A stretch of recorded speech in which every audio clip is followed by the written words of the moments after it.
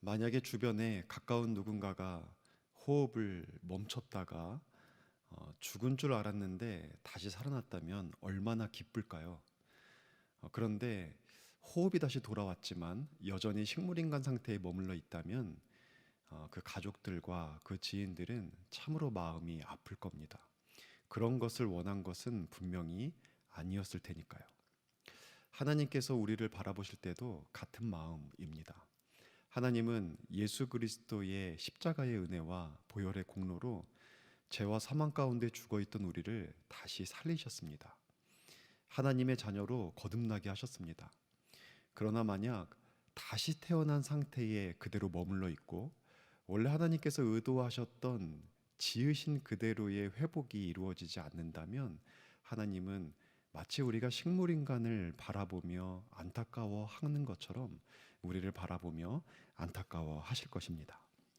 하나님의 구원 계획은 단지 죽어 있던 우리를 다시 살리는 것에 멈추지 않습니다.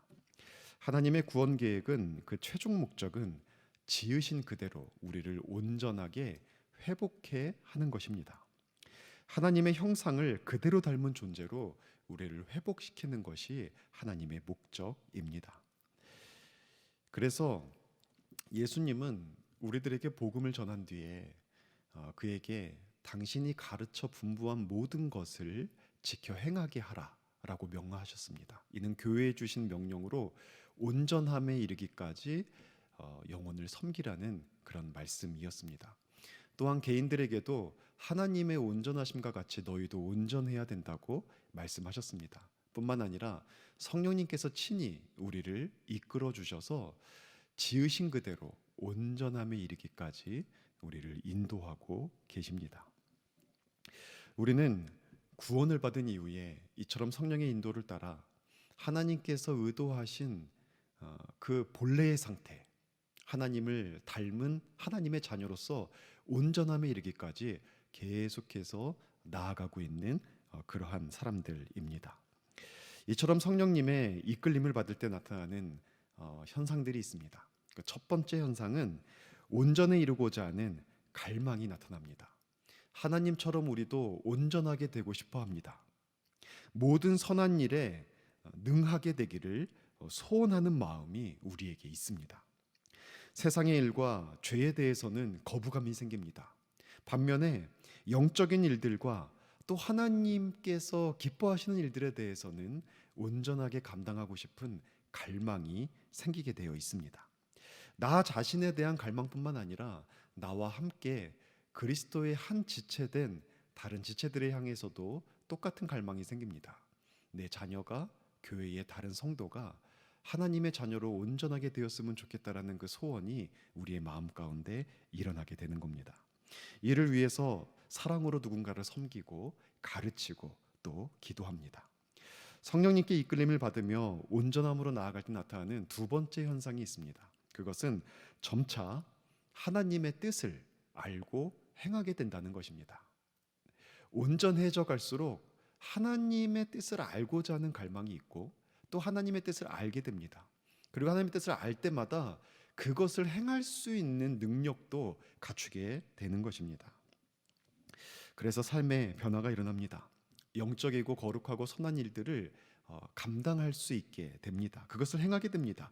또 말씀대로 순종하는 것, 그것을 기꺼이 따르며 그 일에서 참된 만족을 얻게 되는 것입니다.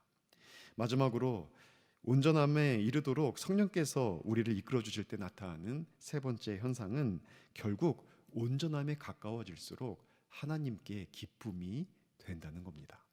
하나님은 본래적으로 우리를 기뻐하셨지만 하나님의 형상을 회복해 나갈 때 더욱 온전함에 가까이 가게 될 때 그 모습을 보면서 하나님은 참으로 기뻐하십니다. 우리의 선한 행동들, 우리의 거룩한 행동들, 우리의 그 그리스도를 믿는 자들로서 내 몫에 십자가 지고 주님께 순종하여 따르는 그 모습들을 보면서 하나님은 참으로 기뻐하시는 것입니다. 이처럼 온전에 이르면서 우리는 여러 가지 현상들이 우리의 삶 속에서 나타나게 되는데 여러분, 그 현상들이 여러분의 삶 속에서 목격되고 있습니까? 갈망이 있습니까? 하나님의 뜻을 알고 행하며 순종하고 있습니까? 여러분들의 생각과 선택과 삶이 하나님께 기쁨이 되고 있습니까? 온전함에 이뤄갈수록 더욱더 나타나고 선명해지는 이 특징들이 저와 여러분의 삶 속에 더욱더 분명하게 드러날 수 있게 되기를 축원합니다. 그런데 온전에 이른다는 것은 결코 개인의 다짐이나 노력이나 열심만으로 이루어지는 것은 아닙니다. 평강의 하나님께서 우리를 이끌어 주실 때 온전에 이룰 수 있습니다. 평강의 하나님은 곧 샬롬의 하나님이라는 의미인데, 샬롬의 하나님은 죄로 말미암아 깨어진 모든 질서와 관계를 다시 화목하게 하셔서 다시 평안하게 하시는 하나님이 샬롬의 하나님이십니다. 우리가 온전하지 못하다는 것은 죄로 말미암아 여러 가지 깨어진 영역들이 있다는 것인데, 샬롬의 하나님께서 나를 지켜주시고 인도해 주시면 그 모든 깨어진 질서와 관계들이 다시 회복하게 되고 결국은 온전함에 이르기까지 우리가 성장하게 되는 것입니다. 샬롬의 하나님이 여러분과 함께 하십니다. 여러분의 삶에 깨어진 모든 질서와 관계들을 하나하나 회복시켜 주실 것입니다.